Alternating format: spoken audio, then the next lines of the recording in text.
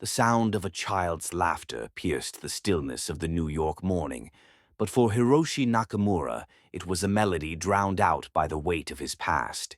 His hands gripped the steering wheel of the armored van as if it were the only thing tethering him to sanity. Once a skilled enforcer for a ruthless Japanese triad, Hiroshi had buried that life deep, but fate had a cruel sense of humor. Today, the sins of his past had caught up to him in the form of a phone call, a whispered threat that would change everything. "We have your family." The bustling streets of New York masked Hiroshi's turmoil. Behind the wheel of the van, his exterior was calm, calculated, but inside, fear gripped his heart like a vice.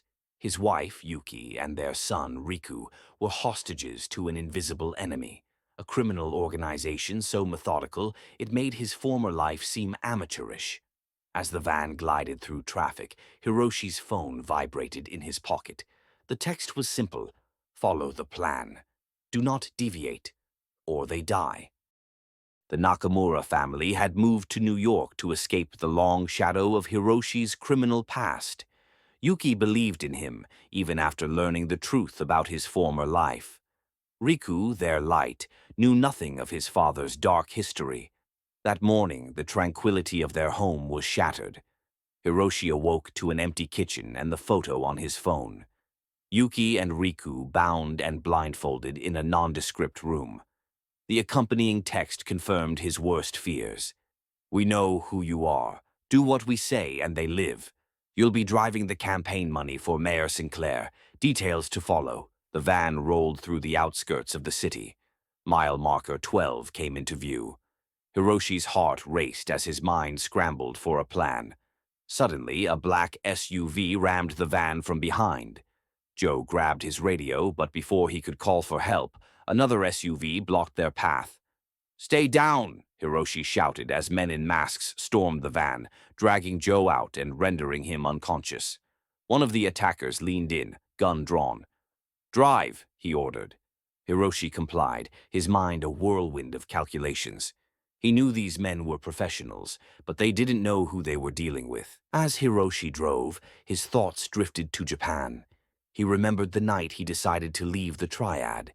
His hands had been stained with blood, his actions haunting his every waking moment. It wasn't until he met Yuki that he dared to hope for redemption. Now that hope was slipping away. The chase and betrayal. The van sped through an industrial district. Hiroshi spotted a patrol car in his rearview mirror. He slammed the gas, deliberately running a red light to attract attention. "What are you doing?" barked the masked leader. "Driving," Hiroshi replied coolly, veering sharply to avoid an incoming truck. The patrol car's sirens wailed, and backup soon followed. Chaos erupted as one of the SUVs crashed into a barricade, the other spinning out of control. In the melee, Hiroshi swerved into an abandoned warehouse, bringing the van to a screeching halt. As the masked men scrambled to secure the money, Hiroshi acted. Meanwhile, at the hidden location, Riku whispered to his mother, "We'll get out of here, Mama." His courage gave Yuki strength, though she hid her tears. She quietly scanned the room, searching for anything that could help them escape. Hiroshi incapacitated one of the men with a swift blow to the head, taking his gun. The other masked men turned, their weapons trained on him. "Where is my family?" Hiroshi growled, his voice like steel. The leader smirked. "You're too late. Even if you kill us, you'll never find them."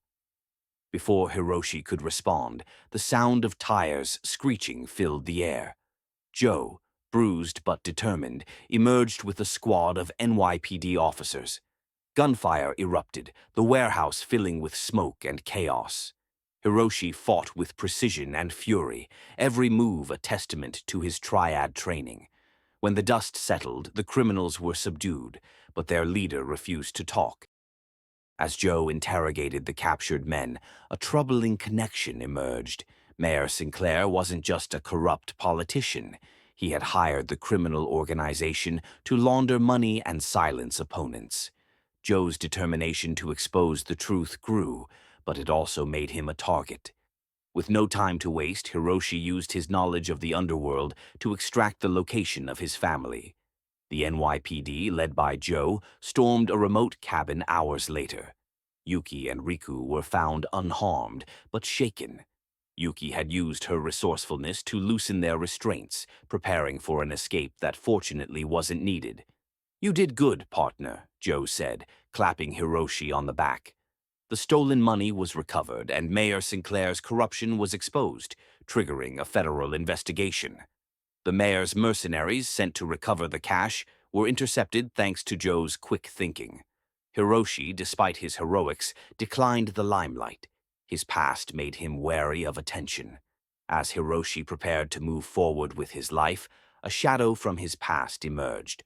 One of the surviving mercenaries, a former triad member, confronted him, seeking vengeance for perceived betrayals. The battle was fierce, pushing Hiroshi to the brink, but his resolve to protect his family carried him through. Justice prevailed, but Hiroshi knew peace would always be fleeting. Months later, Hiroshi watched Riku play in the park, Yuki by his side. The scars of his ordeal ran deep, but his resolve was stronger. He had faced the demons of his past and emerged with something greater, his family, safe and whole. And though his enemies now knew where he was, Hiroshi was ready. He was no longer just a driver. He was a protector, and he would